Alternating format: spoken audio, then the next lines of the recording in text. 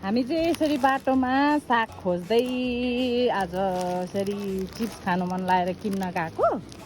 अनि साथी र मैले भएर यहाँ यसरी बेथुको साग चिप्स खाएकै भाँडामा यसरी प्याकेटभित्र नि लट्टेको साग बेथुको साग हामीले टिपेर लिएर आएका छौँ। आज बेलुकाको एक छाक मजाले बनाएको छौँ है। यसरी छ है साथी हेर्नु, रोमानियामा हरियो परियो खानालाई यसरी खोजेर खानुपर्छ।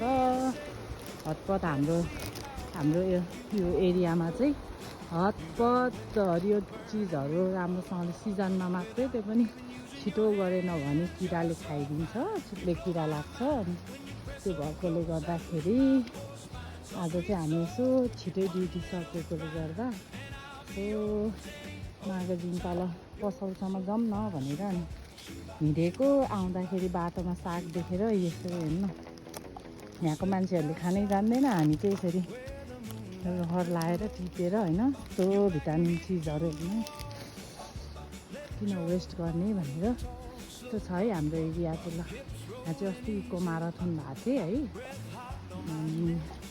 चाहिँ हाम्रो मैचुँदैछु। सो पसल चाहिँ हाम्रो चाहिँ अलिक टाढा तल हिँडेर जानुपर्छ, समथिङ आधी घन्टा नै लाग्छ है। अनि चाहिँ सबभन्दा तलको पसल गएको। अनि त्यही भएर आज साग पनि बाटोमा कति मजाले भेट्यो क्या। हाम्रो माथि पनि छन त छ, तर त्यति धेरै ठुलो भएको छैन। भर्खर तोरी रोपेको, तोरी पनि हुँदैछ मेरो। धनिया चाहिँ अलि भएको छैन, अब यो 1 महिनाभरि मात्रै हो, त्यसपछि त फेरि चिप्ले किराले खानै दिँदैन, सबै चिप्ले किराले खाइदिन्छ। हाम्रो यहाँ चाहिँ खेतीपाती गर्दैन है, जस्ट एनिमलहरू। अनि यो चाहिँ टुरिज्म एरिया भएकोले त्यस टुरिज्म एरियामा मात्रै हाम्रो मान्छेहरू वर्षभरि त्यही कुराहरू मात्रै नै यहाँले त्यहीमा निर्भर गरेका छन्। यहाँतिरको मान्छेहरूले चिसो छ हाम्रोतिरको प्रायः धेरै जस्तो वर्षभरि नै चिसो हुन्छ। त्यही पसलको मात्रै हो, नत्र भने त सिजनको चिजहरू अलिक खानलाई मुस्किल छ हौ यहाँतिर। यस्तै छ हौ रोमानिया साथीभाइ हो। रोमानियामा कस्तो छ भन्नुहुन्छ, यस्तो छ है रोमानियाहरू। काम पनि त्यस्तै छ, एउटा काममा भने 10 थरीको काम गर्न सिक्नु परेको छ साथी हो। त्यही भएर मेन्टली प्रिपेयर भएर आउनुहोस् रोमानिया आउँदाखेरि है। मेरो साथी चाहिँ बेथु खोज्नलाई हेर्दै बाटोभरि हेर्दै छे।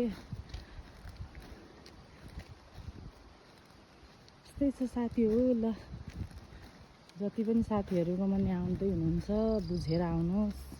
आउँदाखेरि लगानी धेरै छ, प्लस आएपछि लगानी उठाउन त्यति सजिलो चाहिँ छैन है। त्यो पनि लकले साथ दियो भने मात्रै हो, नत्र भने लकले साथ दिएन भने चाहिँ तपाईँको लगभग 15 महिना समथिङ, या त कन्टिन्यू मजाले पैसा गऱ्यो भने 12 महिनामा ऋण तिरिसकिन्छ। 1 वर्ष 2 वर्ष त एकैछिनमा ऋण तिर्दा नै जान्छ। सेभिङ हुनलाई अलिक गाह्रै छ है। त्यही हो साथी हो, त्यस्तै छ रोमानियाको हालचाल। ल आज चाहिँ हाम्रो यस्तो बेचु बनाउने प्लान छ बेलुका।